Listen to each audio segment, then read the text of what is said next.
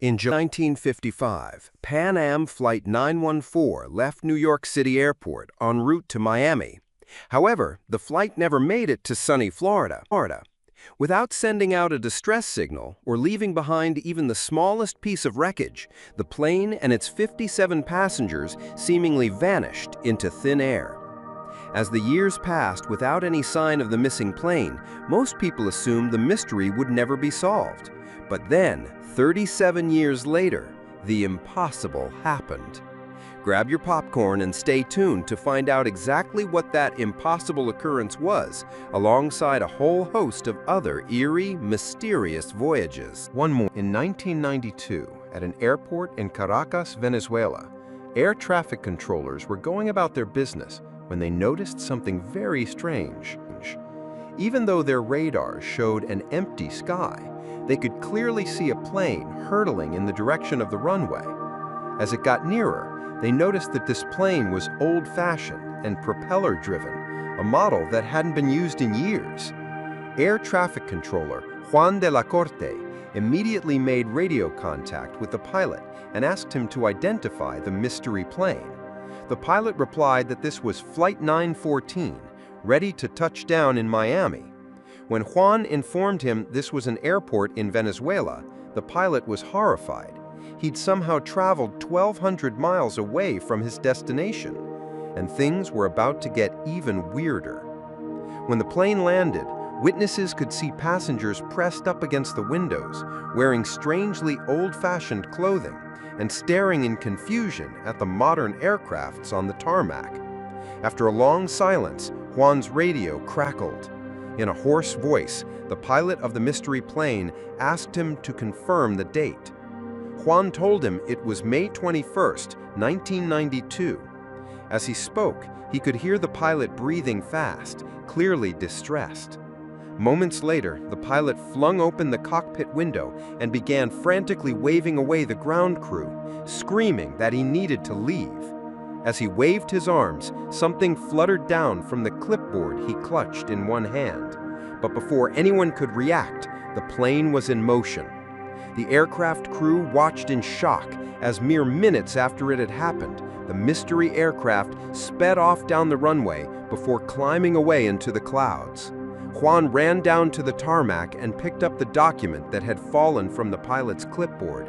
To his shock, he saw that it was a calendar dating from 1955. In the aftermath, aviation officers were able to surmise that this unexpected runaway visitor was indeed the mysterious Flight 914 that had disappeared back in the 50s. But even after a thorough investigation, they couldn't make any sense of the plane's sudden reappearance. And as for the plane itself, it was never seen again. So how can we explain the time-traveling plane? The most popular theory among fans of this tantalizing tale is that the plane accidentally entered a wormhole through time and space, transporting it somewhere else 37 years into the future. If you think that sounds crazy, it's worth noting that the scientific theories of scientists like Albert Einstein and Stephen Hawking mathematically support the idea that wormholes could potentially exist. But how? Well, imagine space and time as a sheet of paper with a point marked at either end. Usually, you'd only be able to travel through those points by moving along the paper. But if you fold the paper in half, bringing the points together, that's a much quicker way to travel between them. This is how a wormhole theoretically works, a space-time bending shortcut through the cosmos that connects two distant points of space and/or time together. While no one's really sure how a wormhole could come into existence, nor has anyone ever actually observed one, could this theory explain the mystery of the time-traveling plane? Before I reveal the truth, if you think wormholes were behind this mystery, click that like button. If you're skeptical, hit that subscribe button. And with the fascinating content I post daily, doing both is an equally good choice. Done? Great. Now let's find out the truth. As it turns out, the real explanation doesn't require complicated physics to work out. That's because, unfortunately, the tale of Pan Am Flight 914 is actually a vintage piece of fake news.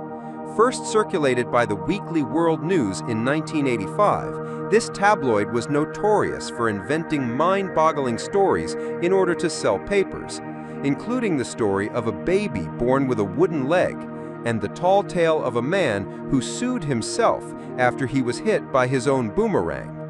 In fact, the story of Flight 914 made such a splash in the 80s that the tabloid actually ran it twice more in 1993 and in 1999. It soon became an urban legend, circulated online by conspiracy theorists as evidence of time travel.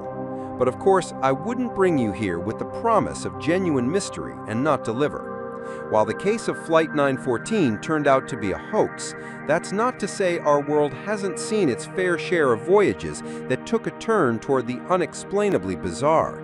Stay tuned to find out just how peculiar some real examples of this type of thing are, because sometimes truth is even stranger than fiction. Bizarre Bermuda. Would you take a trip over the Bermuda Triangle? Over the years, this portion of the North Atlantic Ocean between Bermuda, Miami, and Puerto Rico has seen a number of planes and ships disappear in mysterious-seeming circumstances. None of these disappearances are stranger or more perplexing than the vanishing of Flight 19. In December 1945, a squadron of 5 torpedo bombers and their 14 crew took off from Fort Lauderdale in Florida, ready to tackle a 3-hour training exercise. Not far into their journey, Flight 19 began to run into problems. The flight leader, Lieutenant Charles Taylor, began to radio in distress messages, claiming that the squadron had become lost after Taylor's plane's compasses malfunctioned. As dusk began to set in and weather conditions turned nasty, the radio messages became increasingly confused until eventually they stopped altogether. As it became apparent the squadron was in trouble, 2 planes were dispatched on a search and rescue mission heading for Flight 19's last known location, a point over the Bermuda Triangle. Only 1 rescue plane made it back. The other plane, which was carrying 13 men, disappeared from radars within 20 minutes of takeoff and, along with the original Flight 19 crew, was never seen again. An extensive search found no wreckage from any of the missing aircrafts, and investigations were unable to explain the mysterious disappearances. To this day, the planes have never been recovered. So what is it with stuff like this happening over the Bermuda Triangle? Well, conspiracy theorists argue that the triangle could be a hunting ground for UFOs or the site of an all-consuming whirlpool. There's even a theory that ancient technology from the lost city of Atlantis scrambles the navigation equipment of vehicles in the area. On the other, more rational hand, in the case of Flight 19, it's possible that the planes really did lose their way after their leader's compasses malfunctioned, leaving them all to run out of gas and crash into the ocean. After all, compasses in the 1940s weren't invulnerable to errors, especially considering the significant electromagnetic fields that can build up around planes in stormy weather. Some also theorize that in the low visibility, Taylor may have mistaken the Bahama Islands with the Florida Keys, causing him to accidentally direct the flight further out to sea rather than back towards land. And as for the rescue mission, the planes were Martin PBM Mariners, which had a known tendency to build up flammable fuel vapors. A nearby tanker reported seeing flames near the spot where the rescue plane vanished from the radars, suggesting that it may have exploded due to these flammable vapor buildups. What's more, scientists have long disputed the idea that the Bermuda Triangle is really the mysterious vanishing vortex that it's cracked up to be. Despite its reputation, actual accident statistics suggest that disappearances in the Bermuda Triangle don't happen more often than in any other comparable region of the Atlantic Ocean. But even with all that considered, with no wreckage ever found, the true fate of Flight 19 remains unconfirmed. What do you think happened? Let me know in the comments below. Ladies and gentlemen, fasten your seatbelts and get ready to hear about one of the most mystifying unsolved cases in FBI history. In November 1971, a man in his mid-40s boarded a plane traveling from Portland, Oregon to Seattle, Washington. He gave his name as Dan Cooper, took his seat, and ordered a bourbon and soda. Shortly after takeoff, he informed the stewardess that he had a bomb in his briefcase, opening the case to reveal tangled red wires, cylinders, and batteries to prove it. He stated everyone would be safe as long as his demands for 4 parachutes and $200,000 in cash were met. The authorities were quickly notified, and the FBI ensured the ransom money and parachute were ready when the plane landed in Seattle. Upon landing, Cooper allowed all 36 passengers to walk free in exchange for the money and equipment. He kept the flight crew on board, though, and calmly told them to set a new course for Mexico City. Once they were back in the air, Cooper told the crew to wait in the cockpit. He then walked to the back of the plane, took off his tie, opened the rear door, and parachuted away with his ransom money.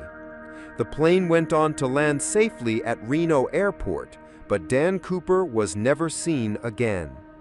For 49 years after that night, the FBI maintained an open investigation into the daring mid-air crime. Their prime suspect was Richard Floyd McCoy, who was arrested for a similar airplane robbery a few weeks later. But he was eventually eliminated from the investigation, as there was evidence that he spent the day of the hijacking in Las Vegas. Despite compiling a list of more than 800 suspects, the FBI were unable to crack the case. There's another bizarre twist to this tale. In 1980, 9 years after the crime took place, a young boy discovered $6,000 in tattered notes along the banks of the Columbia River in Vancouver. The FBI soon confirmed these notes came from the ransom paid to Dan Cooper, though the investigators couldn't agree on whether the notes had been deliberately buried or drifted there from somewhere upstream. With no official conclusion, even to this day, it seems we'll never know what really happened to Dan Cooper. Some officials share the opinion that Cooper couldn't possibly have survived his daring jump. But since nobody was ever found, many believe he got away scot-free. Whatever happened, Dan Cooper's crime remains the only unsolved act of air piracy in aviation history. Up and away. Pitching a ride like Dan Cooper is one thing, but imagine trying to steal an entire plane and hide it away somewhere. That's exactly what 2 attempted in 2003 when they stole a Boeing 727 straight from the runway of 4 de Febrero Airport in Angola. Amazingly, despite extensive investigations by the FBI and CIA, it was never recovered. So how did it happen? Well, in May 2003, 2 airport employees boarded the plane and began to taxi it along the runway.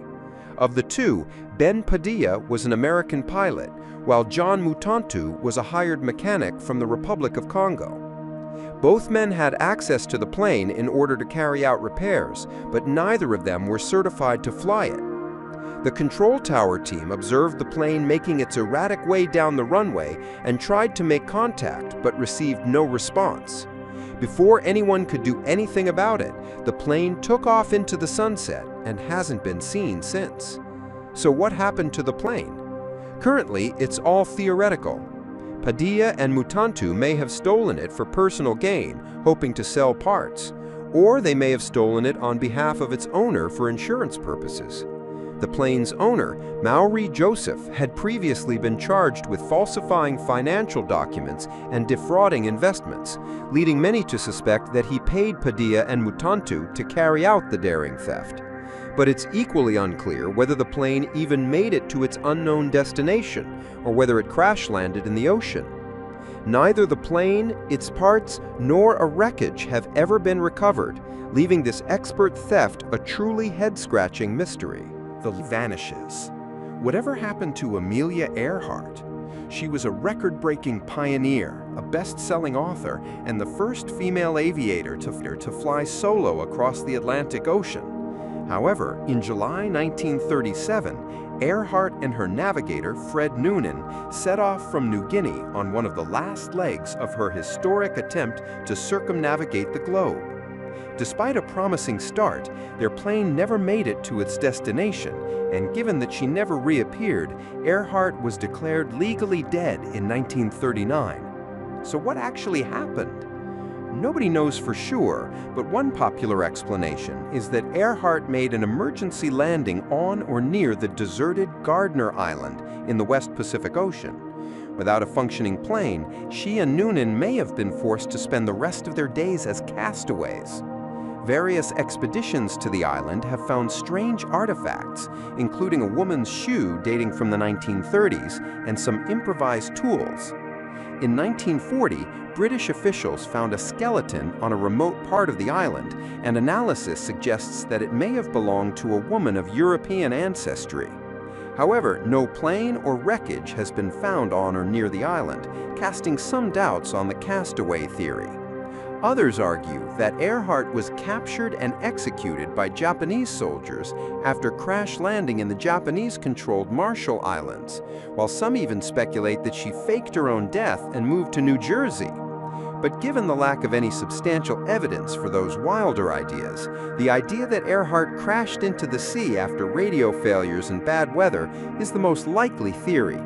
It's worth noting, though, that since 2002, deep-sea exploration company Nautilus has scanned nearly 2,000 square nautical miles using sonar around the area Earhart may have crashed and has found no trace of wreckage. Until that elusive plane is found, it's likely that the fate of this iconic aviator will remain an enigma. Fallen. In 1972, one woman experienced an extreme amount of both good and bad luck simultaneously while flying over Czechoslovakia.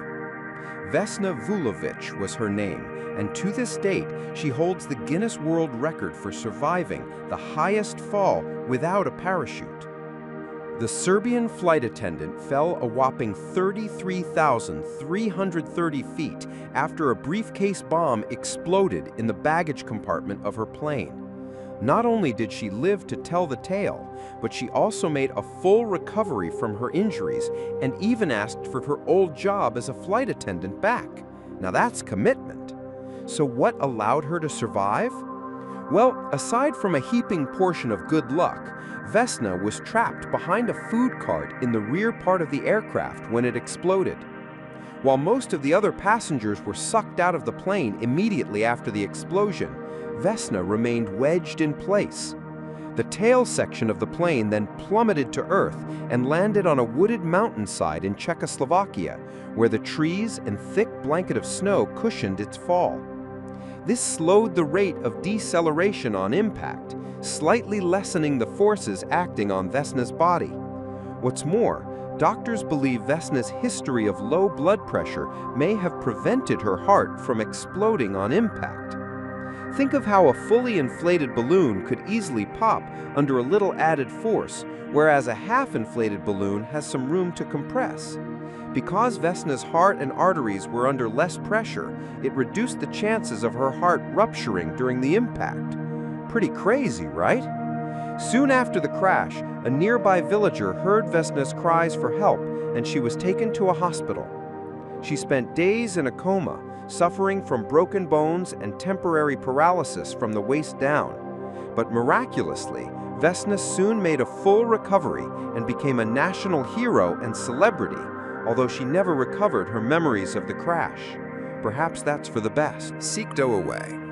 In April 2014, 15-year-old Yahya Abdi embarked on a truly bizarre journey which stumped air travel officials and doctors alike. He'd run away from his California home in order to board a plane to Ethiopia, where he hoped to visit his mother. Without a ticket, the daring teen climbed over the fence at San Jose Airport, chose a plane, and clambered into the wheel well. What happened next was terrifying. The plane, which was bound for Hawaii, took off, traveling for 5.5 hours and ascending to an eye-watering height of 38,000 feet. Abdi had to contend with extremely low oxygen levels, below freezing temperatures, and the eardrum-shattering boom of the engine. He stayed conscious for long enough to watch the plane climb over the clouds before passing out for long sections of the journey. When the plane arrived in Hawaii, onlookers were shocked to see a young man stumble out of the wheel compartment and weave his way across the tarmac. His survival in those extreme conditions left doctors dumbfounded. One possible explanation is that Abdi's body became so cold during the flight that his blood flow and metabolism slowed down significantly, reducing the amount of oxygen required in his cells. His body likely began slowing or stopping unnecessary functions, causing him to pass out, but ultimately keeping him alive. Now, before you get any ideas, stowing away on a plane is not a great way to save money on your next holiday. Experts agree that the odds of survival are tiny, as the temperature at the heights that Yahya traveled at can drop lower than -80 degrees Fahrenheit, and that's assuming you're not crushed by the wheel when it draws up into the plane. All things considered, it's probably best to book your seat. The ship. Not all cases of peculiar, mystifying journeys take place in the sky. Some of the most puzzling of all have occurred in the ocean. The story of the Mary Celeste, for example, has puzzled the world for over 100 years, and it's guaranteed to shiver your timbers. The brigantine ship left New York in November 1872 with 10 passengers on board. 8 days later, it should have arrived in Genoa, Italy. Instead, it was spotted floating east of the Azores, a group of islands in the North Atlantic Ocean. A party was sent to offer help to the Mary Celeste, but when they reached the boat, they realized something wasn't right. The crew's personal belongings were untouched, the cargo was intact, and the ship was stocked with enough food and water to last 6 months, but not a soul was on board. Some speculate that the crew were gobbled up by sea monsters or thrown overboard by pirates. But as the ship wasn't damaged, the cargo wasn't raided, and there were no clear signs of a struggle, these theories don't really hold water. A more likely explanation is that all or some of the passengers deliberately abandoned ship, sailing away on the lifeboat. But why would anyone abandon the Mary Celeste, especially when it was fully stocked and seaworthy? Some have suggested the crew staged a mutiny, throwing the captain overboard before sailing the lifeboat away into the horizon. But it's also possible the crew were startled by extreme weather.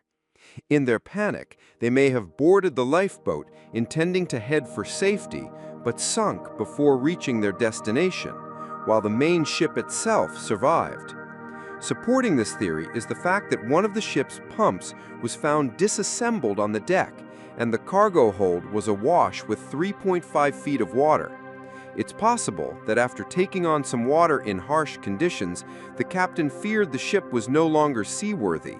If he did so, he was sadly mistaken. The ship was totally fit for purpose and went on to be used for several more years. But with no sign of the crew, nor any definitive evidence on board, it seems hopes of finding the truth has long drifted away on the waves. What do you think happened to the ghost ship? Let me know in the comments below. Missing companions. Soaring back into the skies now, we find ourselves in the winter of 1944, near the end of World War II. Around this time, Allied pilots began reporting strange glowing lights following their aircrafts. The red, orange, and white lights appeared to toy with the planes, darting closer and then spinning away through the air at high speeds. The sightings were so widespread that soldiers began to refer to them as Foo Fighters, a name taken from a popular cartoon character called Smokey Stover, who used the nonsense word foo as a catchphrase. But considering how common these sightings became, they appeared to be anything but nonsense. There are a few different theories about the origin of these spooky lights. Author Renato Vesco claims that the Germans had developed a secret weapon called a fireball, which flew in the air and spun around like a Catherine wheel firework in order to distract Allied pilots. However, historians have pointed out that there's almost no evidence to support this claim. Some conspiracy theorists, meanwhile, believe that the Foo Fighters could have been UFOs, perhaps checking out humanity's latest military technology in action. Of course, whether or not you believe that theory really depends on your stance on whether aliens have visited Earth. A more universally palatable explanation, however, involves a weather phenomenon known as St. Elmo's fire, and is arguably just as fascinating. This phenomenon causes fluorescent bursts of light to appear around pointed objects during storms. The fire is actually a form of luminous plasma, which is generated when there's a strong electric field in the air, often during thunderstorms. It's often observed to erupt from the wings or nose of a plane, which could explain some sightings of these strange glowing Foo Fighters. However, considering many of the reports describe the Foo Fighters as floating orbs of red and orange, these don't all fit St. Elmo's fire, which looks more like purple lightning. Some have pointed to ball lightning, a reported phenomenon that hasn't yet been definitively proven to exist by science, where lightning reportedly takes on a floating spherical form.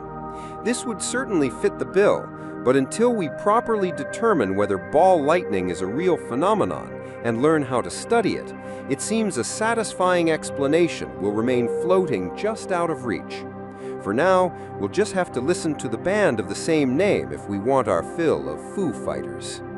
What are your wildest theories to explain some of these bizarre incidents?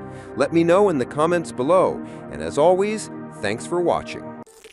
Until the end. Don't forget to like, subscribe, and hit the bell for more deep, mysterious, and inspiring content every week.